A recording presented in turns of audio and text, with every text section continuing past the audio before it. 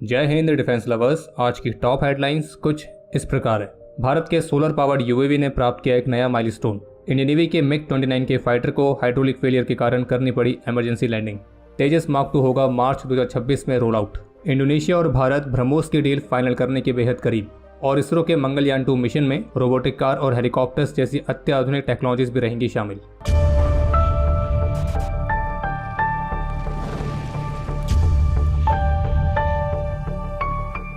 आइए देखते हैं कैसे एआई और रोबोटिक्स बढ़ा रहे हैं भारतीय सेना की ताकत।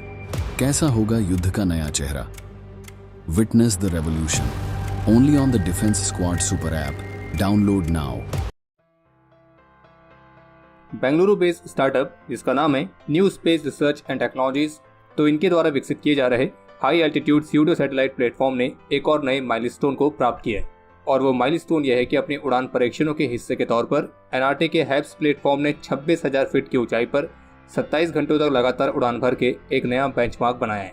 और भारत में डिजाइन और डेवलप किए गए किसी भी यूएवी के लिए यह अभी तक का सबसे बड़ा एंड्योरेंस रिकॉर्ड है। बाकी जिन्हें नहीं पता उन्हें बता दें कि जो ये हाई एल्टीट्यूड स्यूडो सैटेलाइट है ये एक तरह का सोलर पावर्ड यूएवी होने वाला है। और एक सर्वेलेंस सिस्टम के मामले में ये मुख्य रूप से सैटेलाइट्स और यूएवीज के बीच के गैप को फिल करेगा। और HAL का जो कैट्स प्रोग्राम है तो उसमें भी इसी तरह का सोलर पावर्ड यूएवी एक महत्वपूर्ण कंपोनेंट है। और इसका इस्तेमाल डिफेंस पर्पस और सिविलियन पर्पस दोनों के लिए किया जा सकता है। जैसे कि डिफेंस पर्पस में ये इंडियन आर्म फोर्सेस के कम्युनिकेशन सिस्टम को इन्हेंस करने तो इस तरह की भूमिकाएं निभा सकता है। वहीं सिविलियन पर्पस के लिए इसका इस्तेमाल रिमोट एरियाज में 4G और 5G सर्विसेज प्रोवाइड करने के लिए किया जा सकता है। कल शुक्रवार को इंडियन नेवी के MiG-29 के फाइटर जेट को एक इमरजेंसी लैंडिंग कंडक्ट करनी पड़ी थी और जिस वजह से दावोली में गोवा इंटरनेशनल एयरपोर्ट में फ्लाइट ऑपरेशंस प्रभावित हुए थे। इस मामले पर टाइम्स ऑफ इंडिया की तरफ से जारी रिपोर्ट के मुताबिक कल INS हंसा में लैंडिंग के समय इंडियन नेवी के फ्रंटलाइन फाइटर MiG-29K को हाइड्रोलिक स्नैक को एक्सपीरियंस करना पड़ा था और इस वजह से फाइटर जेट दावोली में गोवा इंटरनेशनल एयरपोर्ट के रनवे में सेंट्रल लाइन लाइटनिंग से टकरा गया था। और इसी वजह से जो रनवे था वो बाकी की फ्लाइट ऑपरेशंस के लिए इनऑपरेशनल हो गया। हालांकि अच्छी बात यह है कि हाइड्रोलिक फेलियर के बावजूद जो MiG-29K है वो सेफली लैंड होने में कामयाब रहा और रनवे पर केवल रनवे लाइट्स को ही नुकसान पहुंचा है। बाकी फाइटर जेट या रनवे को कोई बड़ा नुकसान नहीं पहुंचा है। और इस घटना के बाद इंडियन नेवी की तुरंत कार्रवाई के बाद से जो रनवे था वो 2 घंटे के अंदर फिर से ऑपरेशनल हो गया था। बाकी इसके अलावा एक अपडेट है तेजस मार्क 2 से जुड़ा हुआ और जिसमें उम्मीद की जा रही है कि जो पहला तेजस मार्क 2 फाइटर जेट है वो मार्च 2026 तक रोल आउट किया जाएगा और फिर 2027 तक उसकी पहली उड़ान कंडक्ट होगी। बाकी अगर आपको तेजस मार्क 2 के बारे में डिटेल में जानना है तो उस पर ऑलरेडी एक वीडियो हमारे चैनल पर उपलब्ध है, आप उसके माध्यम से जानकारी प्राप्त कर सकते हैं। आज 18 मई को इंडियन एयरफोर्स के स्पेशल फोर्सेज गरुड़ कमांडोज की ट्रेनिंग को सफलतापूर्वक कंप्लीट करने के तौर पर आज गरुड़ रेजिमेंटल ट्रेनिंग सेंटर में मरून बैरे सेरेमोनियल परेड को आयोजित किया गया था। और इस परेड के रिव्यू ऑफिसर के तौर पर एयर मार्शल PK वोहरा मौजूद थे और उन्होंने सभी गरुड़ कमांडोज को उनकी ट्रेनिंग सफलतापूर्वक कंप्लीट करने के लिए बधाई दी और साथ ही साथ बदलते हुए सिक्योरिटी सिनेरियो में स्पेशल फोर्सेस की जो स्किल्स हैं उसकी इंपॉर्टेंस के बारे में भी बात की गई है। बाकी सफलतापूर्वक ट्रेनिंग कंप्लीट करने वाले सभी गरुड़ ट्रेनीज को उनके द्वारा मरून बैरे, गरुड़ प्रोफिशिएंसी बैज और स्पेशल फोर्सेस के टैब्स प्रेजेंट किए गए थे। और जो बेस्ट ऑलराउंडर ट्रॉफी है वो मिली है फ्लाइट लेफ्टिनेंट शाश्वत राणा को। बाकी सेरेमनी के हिस्से के तौर पर गरुड़ कमांडोज ने combat firing skill, hostage rescue, firing drill, assault explosives, obstacle crossing drill, wall climbing, slithering, rappelling और मिलिट्री मार्शल आर्ट्स तो इनको भी डेमोन्स्ट्रेट किया था। और बाकी अगर आप भी गरुड़ स्पेशल फोर्सेस के फैन हैं तो squadron.in पे जाके गरुड़ कमांडो से इंस्पायर्ड इस स्पेशल डिजाइन को चेकआउट करना ना भूलें और जिसमें आप विजय कूपन कोड का इस्तेमाल करके स्पेशल डिस्काउंट भी प्राप्त कर सकते हैं। लेटेस्ट रिपोर्ट्स के मुताबिक भारत और इंडोनेशिया ब्रह्मोस मिसाइल की डील को फाइनल करने के बेहद ही करीब हैं और इसके लिए इस महीने की शुरुआत में इंडोनेशियन डिफेंस मिनिस्ट्री के सेक्रेटरी जनरल ने ब्रह्मोस एरोस्पेस के प्रमुख के साथ एक मीटिंग भी कंडक्ट करी थी।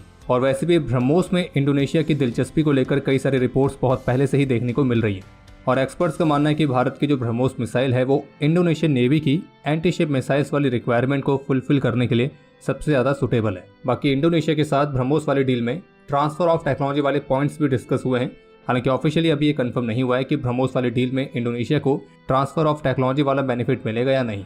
बाकी इसके अलावा एक अपडेट यह है जिसमें ऑफिशियल्स के हवाले से बताया गया कि भारतीय स्पेस एजेंसी इसरो का जो दूसरा मार्स मिशन है जिसका नाम रखा गया है मंगलयान 2, तो इस बार इस मिशन में कुछ और एडवांस टेक्नोलॉजीज देखने को मिलेंगी जिसमें अत्याधुनिक रोवर, एक रिले मार्स ऑर्बिटर, अत्याधुनिक हेलीकॉप्टर, एक सुपरसोनिक पैराशूट और कुछ इनोवेटिव स्काई क्रेन। तो ये भी इसका हिस्सा रहने वाले हैं। जो स्काई क्रेन है वो रोवर को कैरी करेगी, जिसे LV-M3 रॉकेट से लॉन्च किया जाएगा। वहीं जो मार्स रिले ऑर्बिटर है उसे PSLV से लॉन्च किया जाएगा। और इस मिशन के साथ इसरो का प्रमुख उद्देश्य रहेगा दुनिया के उन चुनिंदा देशों के लिस्ट में शामिल होना जिन्होंने सफलतापूर्वक मार्स के सरफेस पर स्पेसक्राफ्ट को लैंड कराया है। बाकी इस मंगलयान 2 को 2031 में लॉन्च करने के लिए शेड्यूल किया गया। अरुणाचल प्रदेश के governor lieutenant general KT Patnaik ji का मानना है कि भारत को चीन के लिए बॉर्डर एग्रीमेंट्स और प्रोटोकॉल के एक नए सेट की आवश्यकता है जिसे स्पष्टता के साथ लागू किया जा सके और हमारे सिविलाइजेशन काउंटर क्लेम्स के साथ चीन की डायनेस्टिक क्लेम्स यानी कि वंशवादी दावों को खारिज करने के लिए तर्क भी तैयार किया जा सके। उनका मानना है कि अभी वर्तमान समय में बॉर्डर पर चीन के साथ हमारे जिस तरह के एग्रीमेंट और प्रोटोकॉल्स हैं तो वो खास तौर पर चाइना की पीपल्स लिबरेशन आर्मी को ही फेवर करते हैं, जिसमें बाउंड्री कार्टोग्राफिक इन्वेजन के लिए कोई भी सेटलमेंट नहीं है और डिफेंस के लिए एक इनविजिबल नॉन डेजिग्नेटेड लाइन है। उनका ये भी मानना है कि चीन के साथ लगे बॉर्डर पर जो नो यूज ऑफ वेपन वाला प्रोटोकॉल है तो उसके चलते पूरी LAC के साथ हम डिसएडवांटेज में और समझौतों का उल्लंघन करते हुए बार बार चाइनीज आर्मी की घुसपैठ एक गंभीर और संवेदनशील मुद्दा है जिसके लिए पारस्परिकता की दृढ़ भावना की आवश्यकता, फिर चाहे वो डिप्लोमेटिक या स्ट्रेटेजिक पार्टनरशिप के हिस्से के तौर पर क्वाड के माध्यम से हो या अनमार्क्ड बाउंड्री सिचुएशन के तहत टैक्टिकल QPQ यानी कि क्विड प्रो क्यू के माध्यम से हो।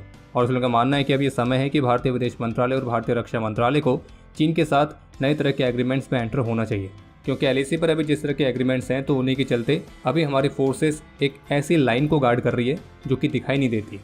और अब समय है आज के इतिहास का।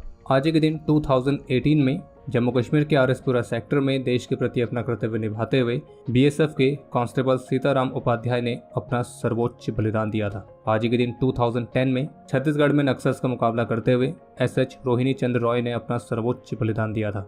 आज के दिन कारगिल में सिपाही सुरेश कुमार डूडी ने अपना सर्वोच्च बलिदान दिया। और आपके लिए आज का प्रश्न यह है कि इंडियन नेवी की सर्विस में इंडक्ट होने वाले सबसे पहले फाइटर जेट्स कौन से थे। और अब समय है आज के टॉप 3 कमेंट्स का, जो ये रहे आपकी स्क्रीन पर।